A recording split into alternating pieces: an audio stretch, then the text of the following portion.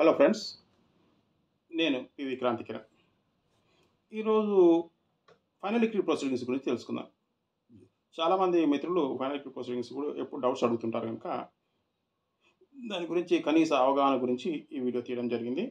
జనరల్గా మనకు సిపిసిలో only degree అనేదాన్ని సెక్షన్ 2లో డిగ్రీ అనేదాన్ని మాత్రమే డిఫైన్ చేయడం జరిగింది. ప్రిలిమినరీ డిగ్రీ కానీ ఫైనల్ డిగ్రీ అనేది డెఫినేషన్ లేదు. డిగ్రీలోనే మాకు degree maybe final, degree maybe preliminary, degree maybe partly final, degree maybe partly preliminary అని చెప్పి మనకు సెక్షన్ 2లో డిఫైన్ చేస్తారు.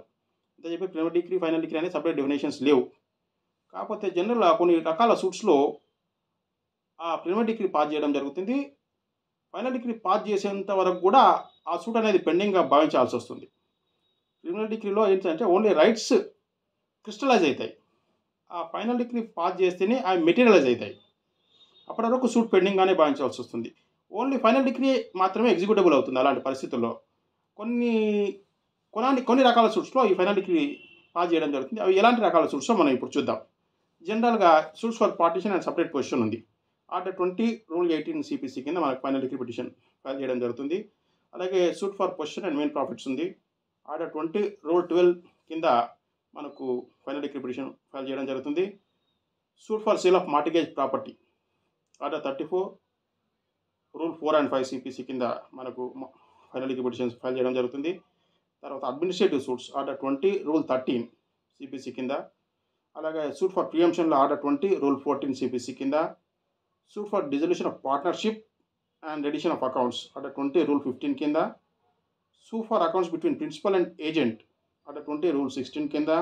అలాగే suit for foreclosure of mortgage order 34 rule 2 and 3. Suit for redemption of mortgage order 34 rule 7 and 8. ఈ type of సూట్స్లో మనకు final decree proceedings అనేవి వస్తాయి. ఫైనల్ డిగ్రీ పాస్ చేయడం జరుగుతుంది. జనరల్గా మనకు ఈ డిగ్రీ ప్రొఫార్మాస్ అన్నీ మీకు సిపిసిలో ఇంకా షెడ్యూల్లో డిగ్రీ ప్రొఫార్మాస్ అన్నీ ఇవ్వడం జరుగుతుంది. కొన్ని సందర్భాల్లో జడ్జిమెంట్లో మనకు కరెక్ట్ ఆ కంక్లూజివ్ పోర్షన్ చూసి మనం డిగ్రీ ప్రిపేర్ చేస్తాము. ఆ కంక్లూజివ్ పోర్షన్ కరెక్ట్ లేనప్పుడు మనకు ఇబ్బంది వస్తుంది. కంక్లూజివ్ పోర్షన్ కరెక్ట్ లేనప్పుడు దీంట్లో ఏ డిగ్రీ ప్రిపేర్ చేయాలన్నది మనకి ఇబ్బందికరంగా వస్తుంది.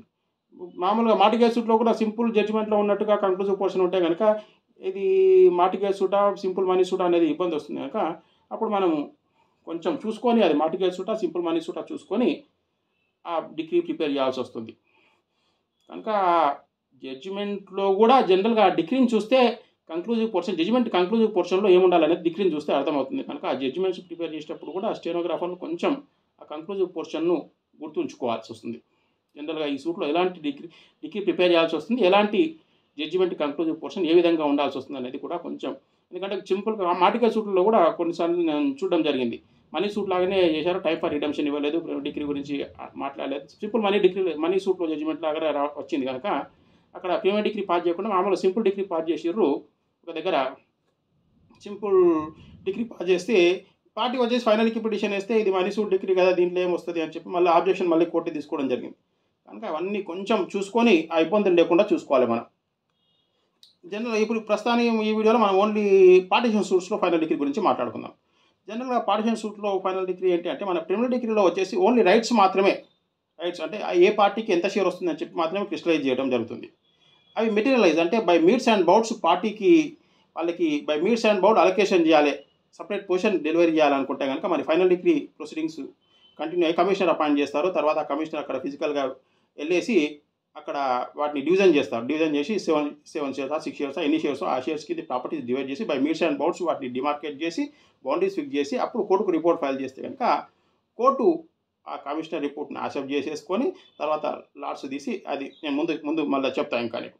కనుక దాన్ని బట్టి ఫైనల్ డిగ్రీ ప్రొసీడింగ్స్ అనేది జరుగుతుంది. కొన్ని సందర్భాల్లో మోర్ దెన్ 1 ప్రిలిమినరీ డిగ్రీ కూడా వచ్చు. కొన్ని సందర్భాల్లో ప్రిలిమినరీ డిగ్రీ పాస్ చేసిన తర్వాత పార్టీస్ చనిపోవడం వల్ల మళ్ళీ ఆ షేర్స్ కొంచెం రీడిస్ట్రిబ్యూట్ చేయాల్సి వస్తుంది అనుకున్న అటువంటి సందర్భంలో మోర్ దెన్ 1 ప్రిలిమినరీ డిగ్రీ కూడా ఉండొచ్చు అని చెప్పి మనకు పూల్చంద్ వర్సెస్ గోపాల్ లా AR 1967 SC 1470లో చెప్పడం జరిగింది. మోర్ దెన్ 1 ప్రిలిమినరీ డిగ్రీ ఉండొచ్చు. అలాగే తర్వాత ఈ జనరల్గా ఈ మధ్యకాలంలో ఏంటంటే మనకు ప్రిలిమినరీ డిగ్రీ పాస్ చేసిన తర్వాత మన స్టాఫ్ అందరూ దాన్ని కన్సైన్ చేస్తున్నారు. జనరల్గా ప్రిలిమినరీ డిగ్రీ పాస్ చేసిన తర్వాత కన్సైన్ చేయొద్దని చెప్పి మనకు ఆ ప్రొసీడింగ్స్ అనేవి కంటిన్యూ కావాలి until passing of final degree అనేది. ఆ ప్రొసీడింగ్స్ అనేవి పెండింగ్ అన్నట్టు, సూట్ పెండింగ్ అన్నట్టు. మనకు ప్రిలిమినరీ డిగ్రీ పాస్ అయితే సూటు కంక్లూజివ్ అయిపోయినట్టుగా, క్లోజ్ అయినట్టుగా కాదు. ఫైనల్ డిగ్రీ ప్రొసీడింగ్స్ కంక్లూడ్ అయితేనే సూట్ అయిపోయినట్టుగా. అప్పటి వరకు సూట్ పెండింగ్గానే భావించాల్సి వస్తుందని చెప్పి ఫైనల్ డిగ్రీ ప్రొసీడింగ్స్ అయ్యేంత వరకు కూడా ఆ సూట్ని కంటిన్యూ చేయండి. ప్రిలిమినరీ డిగ్రీ తర్వాత ఆ డాకెట్స్ కానీ ఇంకేదైనా కానీ కావాల్సిన నెసరీ స్టెప్స్ తీసుకోమని చెప్పి మనకు supreme court Shubhkaran Bubna alias Shubhkaran Prasad Bubna versus Sitasharan Bubna and others 2009-3 SSC 689 ఈ జడ్జిమెంట్లో 2009లో చెప్పడం జరిగింది. ఏంటంటే అది మార్టిగేజ్ సూట్లో డిగ్రీ లాగా కాదు, పార్టిషన్ సూట్లో డిగ్రీ అనేది. కనుక దాన్ని ప్రిలిమినరీ డిగ్రీ పాస్ అయిన తర్వాత proceeding shall be continued by the trial court till final degree pass అని చెప్పి ఆ జడ్జిమెంట్లో చెప్పడం జరిగింది. మళ్ళీ దాన్నే రీటేట్ చేసుకుంటూ Kattukandi Edathil Krishnan and another versus Kattukandi Edathil Valsan and others 2022లో మళ్ళీ అదే పాత జడ్జిమెంట్నే రీటేట్ చేసుకుంటూ 2022 SCC ఆన్లైన్ SC 737 దీంట్లో ఏంటంటే అసలు ఫైనల్ డిగ్రీ పిటిషన్ అనేది మళ్ళీ సపరేట్గా పార్టీ చేయాల్సిన అవసరం లేదు, కోర్టే దాన్ని కంటిన్యూ చేయాలి. The trial court has to list the matter for taking steps under order 20 rule 18 CPC అని చెప్పి కోర్టే సుమోటో స్టెప్స్ తీసుకొని ప్రొసీడ్ కావాలి. పార్టీతోని పిటిషన్ వేయించుకొని దాన్ని పార్టీ పిటిషన్ ఏమని చెప్పి ఇన్సిట్ చేయాల్సిన పని లేదని చెప్పి మనకు there is no need to file a separate final decree proceedings or petition by the party అని చెప్పి ఈ జడ్జిమెంట్లో చెప్పడం జరిగింది. కనుక జనరల్గా suit partition suit preliminary decree pass కాగానే మనం కన్సైన్ చేయకుండా దాన్ని కంటిన్యూ చేస్తే బాగుంటుంది. ఇప్పటికైతే ఈ ప్రొసీజర్ ఎవరు అడాప్ట్ చేయట్లేదు, మరి కొన్ని ఇబ్బందులు వస్తాయి దీంతో. కనుక సాధ్యమైనంత వరకు ఇంకా ఫైనల్ ప్రొసీడింగ్స్ లిమిటేషన్ అనేది లేదు, అది సెటిల్డ్లానే. కాకపోతే సపరేట్గా మరి ఫైల్ చేయాల్సిన పని కూడా లేదు, కంటిన్యూ చేయమని చెప్పి సుప్రీంకోర్టు చెప్తుంది. కనుక దీని ప్రకారం కంటిన్యూ చేస్తే బాగుంటుంది. జనరల్గా మనకి ఏంటంటే డాకెట్స్ ఎలా ఉంటాయనేది జనరల్గా నేను ప్రొఫార్మా కోసం మీకు ఎగ్జాంపుల్ కోసం చెప్తున్నాను. ఇవి నా KKBZlegal.blogspotలో ఈ ప్రొఫార్మాస్ ఉన్నాయి. ఫైనల్ డిగ్రీ పిటిషన్ ప్రొఫార్మా ఎలా ఉంటుంది, జనరల్గా డాకెట్స్ ఎలా ఉంటాయి, వాటిని మనం ఏం చేయాలని చెప్పి ఈ స్టాఫ్కు ఇన్ఫర్మేషన్ కోసం ఈ డాకెట్స్ కూడా ప్రొఫార్మాస్ పెడుతున్నాను, అలా ఫైనల్ డిగ్రీ ప్రొసీడింగ్స్ కూడా పెడుతున్నాను. ఇవి రిలవెంట్ రూల్స్ అండ్ స్టాచ్యూట్ మళ్ళీ ప్రొవిజన్ చూసుకొని మీరు ఫైనలైజ్ చేసుకోవాలి. దీనిపైన ఇది ఓన్లీ ఎగ్జాంపుల్ కోసం పెట్టడం జరిగింది, ఇది దీనిపైనే డిపెండ్ కావాల్సిన అవసరం లేదు. కనుక మళ్ళీ రూల్స్ అండ్ ప్రొవిజన్ చూసుకొని మళ్ళీ మీరు అవి చూసుకోవాలి.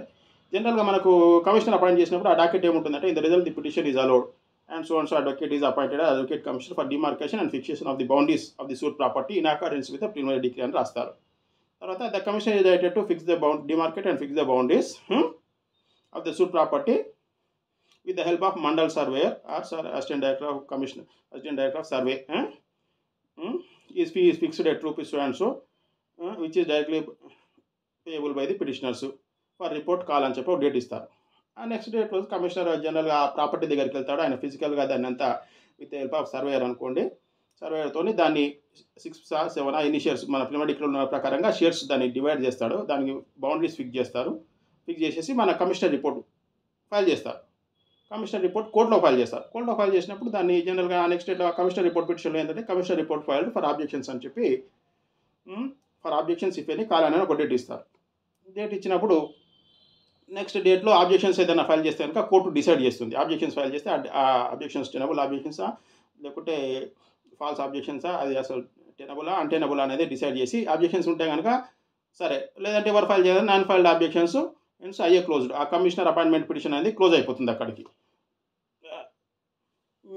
తర్వాత next final degree petition start ఉంది. తర్వాత ఈ కమిషనర్ అపాయింట్మెంట్ పిటిషన్ క్లోజ్ అయిన తర్వాత ఫైనల్ డిగ్రీ పిటిషన్స్లో అందరి పార్టీస్ని అపేర్ కమ్మంటారు కోర్టుకు. All parties are directed to appear before the court for drawing of lots draw చేయడం జరుగుతుంది. లాట్స్ డ్రా చేసినప్పుడు జనరల్గా కొందరు వస్తారు, కొందరు రారు. ఎక్స్ పార్టీ ఉంటే కనుక వాళ్ళ తరఫున కోర్టే లాట్స్ డ్రా చేయడం జరుగుతుంది. వాళ్ళ పార్టీస్ ప్రజెంట్ ఉంటే కనుక ఓపెన్ కోర్టులో లాట్స్ అన్ని డ్రా చేస్తారు. డ్రా చేసి petitioner present, respondents present, absent, ex పార్టీనా ఏదో రాస్తారు. తర్వాత lots drawn in the open court. Petition number 1 is allotted with portion number 1, petition number 2 is allotted with portion number 2, petition number 3 is allotted with portion number 3 అని చెప్పి రాసి for filing of doc final decree and deposit of non judicial stamps. దీనికి సంబంధించి ఇది మనకు final degree draft degree వేయాలి వాళ్ళు. తర్వాత నాన్ జ్యుడిషియల్ స్టాంప్స్ కూడా ఫైల్ చేయాల్సి వస్తుంది, డిపాజిట్ చేయాల్సి వస్తుంది. దానికోసం అని చెప్పి నెక్స్ట్ డేట్ వేస్తారు. తర్వాత మనకు నెక్స్ట్ డేట్లో వచ్చేసి మనకు నాన్ జ్యుడిషియల్ స్టాంప్స్ డిపాజిట్ చేస్తారు. తర్వాత డ్రాఫ్ట్ ఫైనల్ డిగ్రీ కూడా ఫైల్ చేస్తారు. దాన్ని office directed to check and put up అంటుంది. వాళ్ళు పేమెంట్ చేసిన నాన్ జ్యుడిషియల్ స్టాంప్స్ ఏదో కరెక్ట్ వాల్యూ పే చేస్తారా లేదా అనేది మనం కోర్టు వెరిఫై చేస్తుంది. అలాగే ఈ ఫైనల్ డిగ్రీ కూడా కరెక్ట్గా డ్రాఫ్ట్ ఫైల్ చేశారా లేదా యాజ్ పర్ ప్రిలిమినరీ డిగ్రీ కానీ ఆ కమిషనర్ రిపోర్ట్ ప్రకారంగా ఫైనల్ డిగ్రీ వాళ్ళు వేశారా అన్నది చెప్పి కోర్టు వెరిఫై చేసిన తర్వాత నెక్స్ట్ డేట్లో as per office note draft final decree is accepted, office director to encourage the final decree అంటారు. Final decree encourage hence proceedings are closed అంటారు. జనరల్గా మనకు ఈ ఫైనల్ డిగ్రీ ప్రొఫార్మా నేను ఇంతకుముందు చెప్పాను కేకేబీజెడ్ లీగ్లో ఫైనల్ డిగ్రీ ప్రొఫార్మా ఎలా అనేది పెడతాను. తర్వాత దీంట్లో వచ్చి ఫైనల్ డిగ్రీ ఎంగ్రాజ్ అప్పుడు మనకు కొంచెం ఇబ్బంది వస్తుంది. ఆ ఎంగ్రాజ్ అప్పుడు తీసుకోవాల్సింది ఏంటి అనేది మనకు ఎంగ్రాజ్ అప్పుడే నాన్ జ్యుడిషియల్ స్టాంప్స్ తీసుకోవాల్సి వస్తుంది. నాన్ జ్యుడిషియల్ స్టాంప్స్లో మనకేంటంటే పార్టిషన్ కనుక పార్టిషన్కి ఏంటి మనకు article 40 of stamp act, article 40 of stamp act కింద మనము కోర్ట్ ఫీ తీసుకోవాల్సి వస్తుంది. ఆర్టికల్ 40 ఆఫ్ స్టాంప్ యాక్ట్స్ కింద నాన్ జ్యుడిషియల్ స్టాంప్స్ అనమాట. నాన్ జ్యుడిషియల్ స్టాంప్స్ మనం దేని మీద తీసుకోవాలి, సపరేటెడ్ షేర్ పైన తీసుకోవాలి. జనరల్గా మనకు అందరం ఏంటంటే మనము జనరల్గా ఏదైతే హైయెస్ట్ షేర్ ఉందో హైయెస్ట్ షేర్ను డిలీట్ చేసి మిగిలిన షేర్స్ మీద తీసుకోవాలన్నమాట. కాకపోతే అందరు హైయెస్ట్ షేర్ మీద తీసుకున్నట్టుగా చాలా చోట్ల నేను చూశాను, కానీ అది కరెక్ట్ ప్రొసీజర్ కాదు. హైయెస్ట్ షేర్ అవుతుందో హైయెస్ట్ షేర్ను ఎలిమినేట్ చేసి మిగిలింది సపరేట్ షేర్ కింద ట్రీట్ చేయాల్సి ఉంటుంది. మిగిలిన షేర్ను సపరేట్ చేసి ఆ మిగిలిన షేర్స్ అన్నిటి మీద క్యుములేటివ్ దాని మీద మనం స్టాంపు ఈ నాన్ జ్యుడిషియల్ స్టాంప్ అనేది తీసుకోవాల్సి వస్తుంది. అది మనకు ఆర్టికల్ 40 స్టాంప్ యాక్ట్ కింద జనరల్గా విత్ ఇన్ ఫ్యామిలీ మెంబర్స్ అయితే 0.5% ఉంది, అదర్ దెన్ ఫ్యామిలీ మెంబర్స్ ఉంటే 1% ఉంది. సరే ఆ రేట్స్ అనేది గవర్నమెంట్ ఎప్పటికప్పుడు ఎన్హాన్స్ చేయొచ్చు, డిక్రీజ్ చేయొచ్చు. అది దాని స్టాంప్ యాక్ట్లో ఉన్న మీరు షెడ్యూల్ని బట్టి ఆర్టికల్స్ని బట్టి తీసుకోవాల్సి వస్తుంది. మనకి హైయెస్ట్ షేర్ మీద తీసుకోవడం అనేది తప్పు. హైయెస్ట్ షేర్ మీద కాదు, హైయెస్ట్ షేర్ని ఎలిమినేట్ చేసిన తర్వాత మిగిలింది సపరేటెడ్ షేర్ కింద తీసుకోవాలి. మిగిలింది సపరేటెడ్ షేర్ కింద ట్రీట్ చేసి మనకు ఆర్టికల్ 40లో రాస్తారు ఏంటంటే 0.5% on the market value of the separated share అని రాస్తారు. కనుక ఆ సపరేటెడ్ షేర్ ఏంటి అనేది మళ్ళీ దానికి ఇంటర్ప్రిటేషన్ మనకు ఏఆర్ 1976 AP 45 పోత్లా వర్సెస్ పోత్లా అలియాస్ గడ్డం శేషిరెడ్డి ఈ జడ్జిమెంట్లో మనకు దాని ఇంటర్ప్రిటేషన్ ఇవ్వడం జరిగింది. సపరేటెడ్ షేర్ అంటే అనేది ఏంటి అని చెప్పి ఇంటర్ప్రిటేషన్ ఇవ్వడం జరిగింది. కనుక దాని ప్రకారం హైయెస్ట్ షేర్ను మనం ఎలిమినేట్ చేసి మిగిలిన షేర్స్ను సపరేటెడ్ షేర్ కింద ట్రీట్ చేసి ఆ cumulative value of separated shares ఉందో వాటన్నిటిపైన మనం ఈ నాన్ జ్యుడిషియల్ స్టాంప్స్ను తీసుకోవాల్సి వస్తుంది. అది తీసేసుకొని మనం ఈ ఫైనల్ డిగ్రీని ప్రిపేర్ చేస్తాము in terms of commissioner report కానీ తర్వాత ప్రిలిమినరీ డిగ్రీ ఇవన్నీ దృష్టిలో పెట్టుకొని ఫైనల్ డిగ్రీ పిటిషన్ ప్రిపేర్ చేస్తాము. ఆ ఫైనల్ డిగ్రీ పిటిషన్ ప్రిపేర్ చేసి ఆ ఫైనల్ డిగ్రీ పిటిషన్లో లాస్ట్కు తర్వాత ఈ నాన్ జ్యుడిషియల్ స్టాంప్స్ ఎలా పేమెంట్ చేశారు. జనరల్గా మనకు 100 రూపీస్ మనకు మన దగ్గరకు ఆ స్టాంప్ పేపర్ తీసుకొచ్చి ఇస్తారు, మిగిలినంతా కూడా మన కోర్ట్ ఫీ అకౌంట్లో కడతారు. కనుక ఆ ఎండార్స్మెంట్ అనేది మనం రాయాలన్నమాట.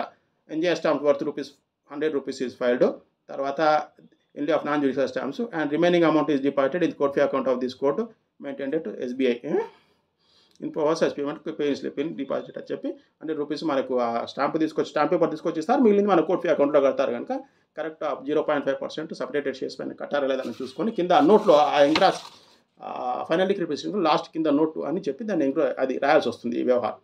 కనుక ఇది ఫైనల్ డిగ్రీ ప్రొసీడింగ్స్కి కొంచెం మీకు అవగాహన ఉండేందుకు చెప్పాను మిత్రులారా. Thank you very much.